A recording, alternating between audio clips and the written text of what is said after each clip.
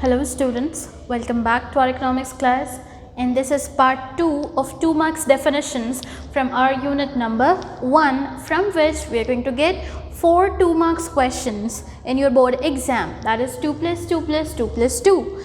And in our part 1 we have discussed nearly 4 2 marks questions, and now remaining 4 will just complete in our this class. So let us see the 5th question, that is wealth.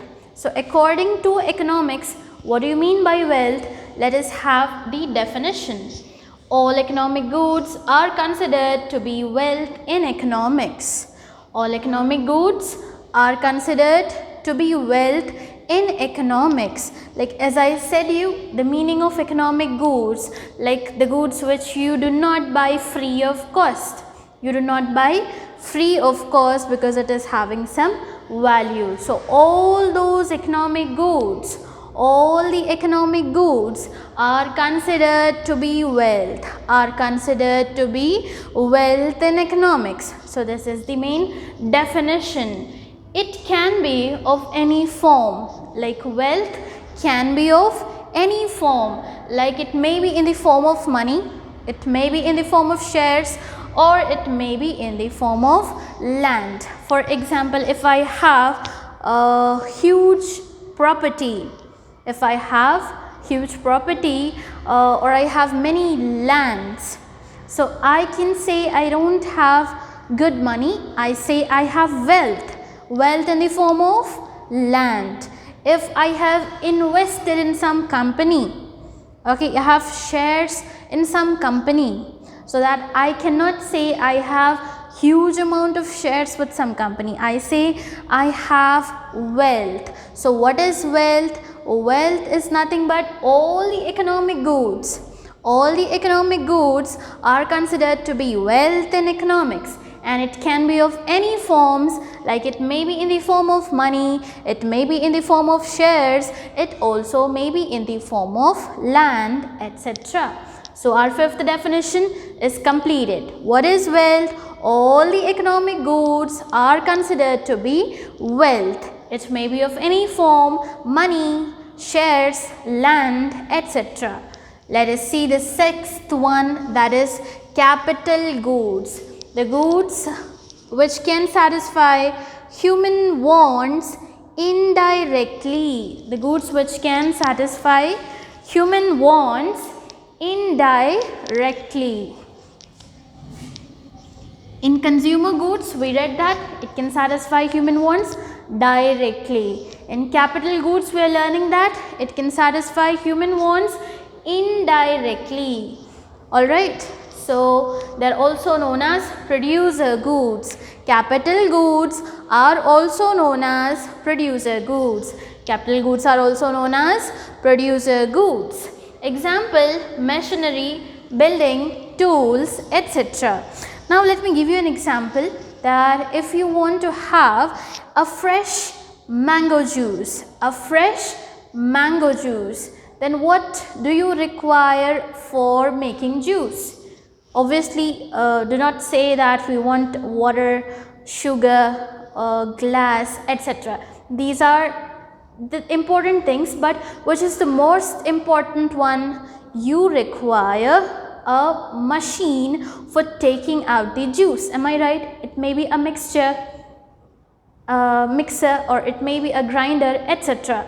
So your want of having a mango juice is indirectly satisfied with the help of a machine, which is considered as capital goods. Now one more example here is tool. For example, in your house, if the fan isn't working, the fan is not working, so what do? You call an electrician.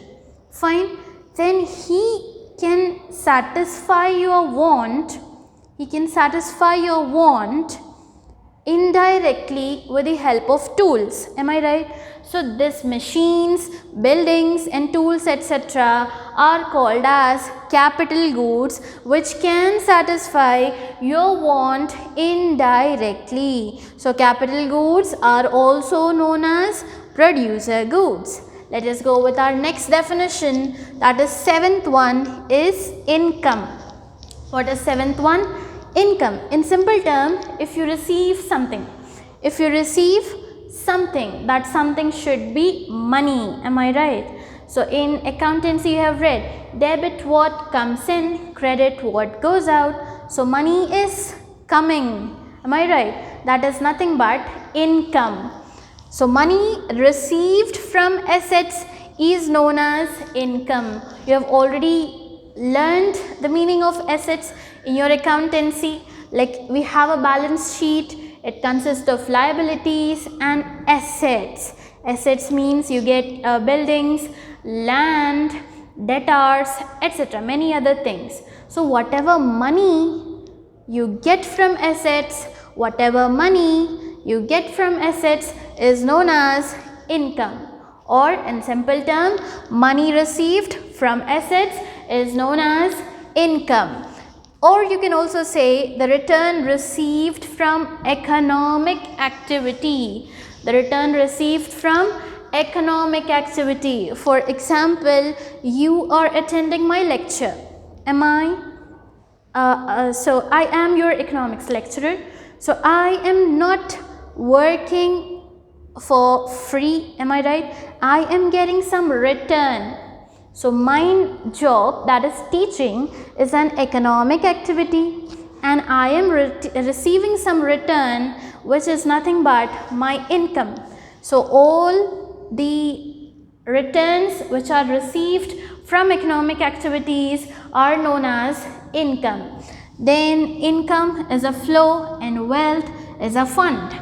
Means income will be flowing from one person to another person, from one place to another place, from time to time. It is movable. That means income is a flow, whereas wealth is a fund.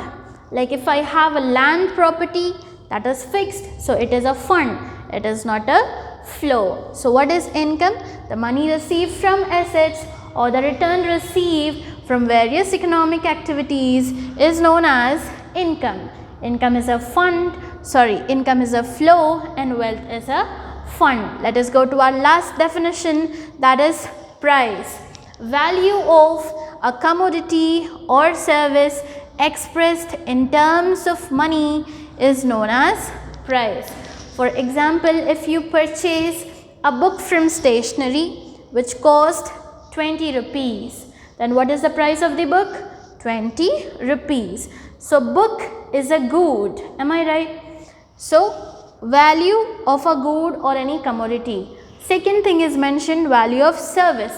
Example, if you are suffering with fever, unfortunately, you need to visit or you need to consult a doctor, and the consultation fee of your doctor is rupees 200. Then what is the price of the service? 200. It may be a commodity or it may be a service. So the value of any commodity or any service which is expressed in terms of money is known as price. Is that clear? Then example, a pen, if it is exchanged for 10 rupees, then the cost of the pen is 10 rupees or the price of the pen is 10 rupees. So in our today's class we have discussed 4 definitions, 5, 6, 7, 8, that is wealth, capital goods, income and price.